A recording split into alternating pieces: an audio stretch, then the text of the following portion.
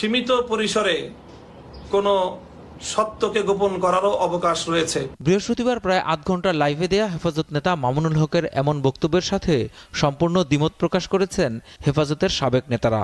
তারা বলেছেন, বিয়ে একটি সামাজিক বন্ধন, সামাজিক বৈধতা পেতে বিয়ের তথ্য গোপন নয় বরং প্রকাশ করতে বলা হয়েছে। হয়তো মজা আপনার কাছে স্বাদ লাগে না, ভালো আপনি বললেন যে খুব ভালো লাগছে।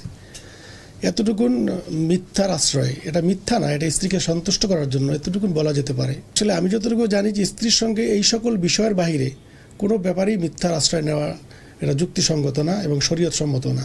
রাসূলুল্লাহ সাল্লাল্লাহু আলাইহি ওয়াসাল্লাম বলছেন যে তোমরা যখন বিয়ে করো এটা প্রচার করো, এটার জন্য অলিমা করো, এমনকি ডপকি বাজাবার জন্য পর্যন্ত হাদিসে বলা আছে। তাই মামুনুলের কথিত সত্য গোপনকে বরং ব্যভিচার বলে মনে করছেন তারা।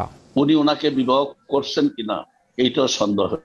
আর যদি বিয়ে করে থাকেন কাউকে না জানিয়ে গোপনে এভাবে বিয়ে করা, এটা আমাদের মহান ধর্মের মতে এটা বেবিচারের সামিল। এবং আমি কালকেও বলছি যে বেবিচারের অপরাধে তিনি। বেবিচার এটা একেবারে উনি যেভাবে বলছেন আমি সেইভাবে বলতে চাই না, যতক্ষণ পর্যন্ত এই ঘটনাগুলোর একটা সুরাহা হইলে সেইটার সিদ্ধান্তে আমরা পৌঁছবো আর কি, সেই সময় সেটাকে চূড়ান্ত কথা বলা যাবে।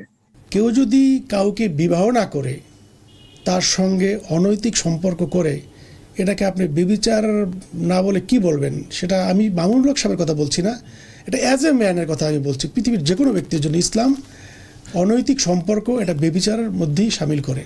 হেফাজত ইসলামের স্বার্থে মামুনুলকে সংগঠন থেকে পদত্যাগ করার পরামর্শ দিয়েছেন তারা। যে কোনো ব্যাপার সেটা একটা সুরাহা হইতে হয়, সুরাহা না হইলে সমস্যা, আমাদের সমস্যা, আমাদের জায়গা থেকে সমস্যা, ওনারও ব্যক্তিগত সমস্যা, এবং এইগুলাকে সংগঠন তো এগুলার মোকাবেলা করার জন্য হয়তো সংগঠন প্রস্তুত না। অপরাধ প্রমাণিত হওয়ার পরে হেফাজতের এই পদে থাকার নৈতিক অধিকার সে হারিয়ে ফেলবে, এটা 100% শিওর। এবং তার দলেরও সিদ্ধান্ত নেওয়া উচিত। আমি আশা করি ওনার দায়িত্ব, ওনার অপরাধের দায়িত্ব, যদি অপরাধ করেই থাকেন, এটা হেফাজত কেন বাংলাদেশের কারোর জন্যই এই দায়িত্ব না ঠিক হবে না।